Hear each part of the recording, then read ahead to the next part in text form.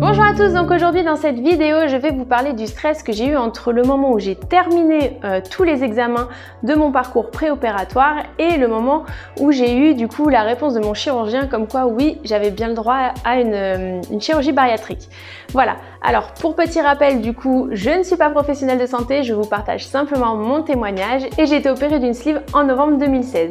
Voilà, alors en ce qui concerne du coup cette période en fait qui est un peu sensible finalement parce que quand on commence le parcours de la chirurgie, en fait on s'imagine pas, enfin en tout cas moi je ne m'imaginais pas toutes les périodes comme ça, un petit peu étape par étape, j'ose dire, et puis toutes ces périodes finalement où à chaque fois à la clé, il y a du stress, la peur que on puisse pas aller plus loin, etc.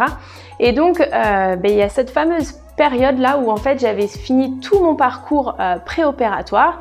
Donc comme je vous le disais dans les autres vidéos, c'est moi qui ai dû prendre les rendez-vous avec les différents praticiens.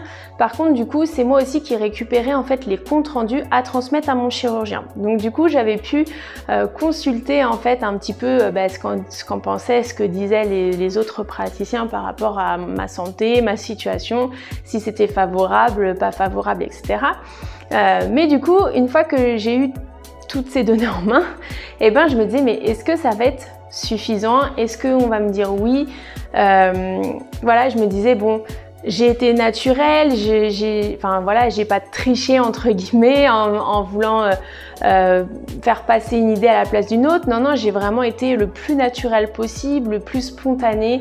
Voilà, j'espère que vraiment ça sera possible parce que j'étais aussi dans la situation à me dire si on me dit non, qu'est-ce que je peux faire? Qu'est-ce qui va se passer? Les régimes, les rééquilibrages, tout ça, j'ai essayé, ça fonctionne pas. Et j'avais du coup un peu le sentiment d'être, si je peux dire comme ça, mais condamnée à rester dans l'obésité. Donc du coup c'était vraiment très anxiogène chez moi. La nuit je me posais tout un tas de questions. Mais est-ce que j'ai bien dit tout ce que je devais dire? Est-ce que j'aurais pas dû dire autrement? Enfin à s'imaginer plein de choses. Alors que non, finalement c'est le but aussi, c'est que sur ces rendez-vous-là on soit vraiment qu'on donne tous les renseignements, qu'on soit spontané, qu'on dise les choses telles qu'on les vit, telles qu'on les ressent, pour que l'accompagnement il soit là et surtout que la chirurgie soit le plus adaptée possible. Donc voilà, c'était clairement l'idée.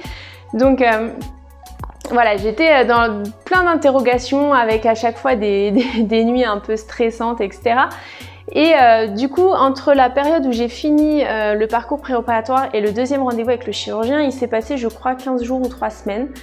Mais du coup, ça a été vraiment une période un peu longue, même si c'est très court, j'ai vécu ça un peu long, en sachant que du coup je me retrouve vraiment dans tous les témoignages où vous me dites c'est long, j'attends la réponse de l'équipe pluridisciplinaire ou du chirurgien, etc. Je stresse, j'ai peur qu'on me dise non, et je vous comprends vraiment à 100% parce que j'ai vécu la même chose. Une solution, je pense qu'il n'y en a pas vraiment, si ce n'est que voilà, si on a été à 200%, voilà, c'est la réponse qu'on aura, c'est celle qui nous convient, et si elle devait être négative, voilà, je pense qu'il faut quand même faire confiance au chirurgien et à ce qu'il nous dit. En général, quand il y a un non, il y a aussi des solutions à la clé qui nous sont proposées.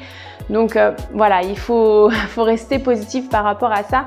Mais voilà, je comprends vraiment parfaitement que ce soit une période hyper stressante.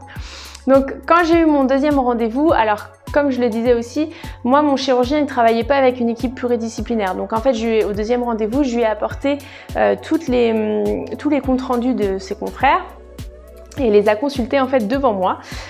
Donc je vous raconte pas comment les quelques minutes de silence, je me suis rongé les ongles. Enfin moi je me disais oh là là, ça y est, c'est maintenant, je vais savoir quoi. J'avais l'impression d'attendre les résultats du bac quoi, clairement. Donc voilà, j'étais super stressée, et quand il m'a dit donc oui, au vu des informations que j'ai, c'est favorable pour une chirurgie bariatrique. Et puis après donc il m'a expliqué quel type de chirurgie me conseillait, pourquoi, etc. J'ai eu un sentiment de c'est bon.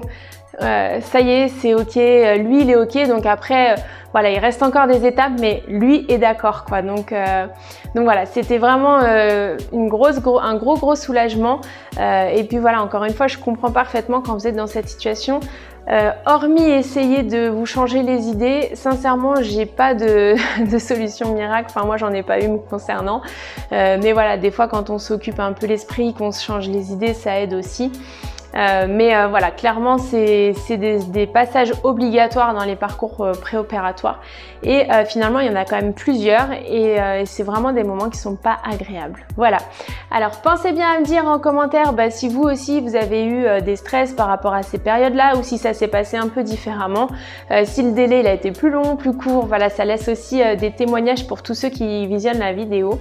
Et puis, pensez bien à liker et à partager. Je vous souhaite une bonne fin de journée et je vous dis à demain pour une prochaine vidéo.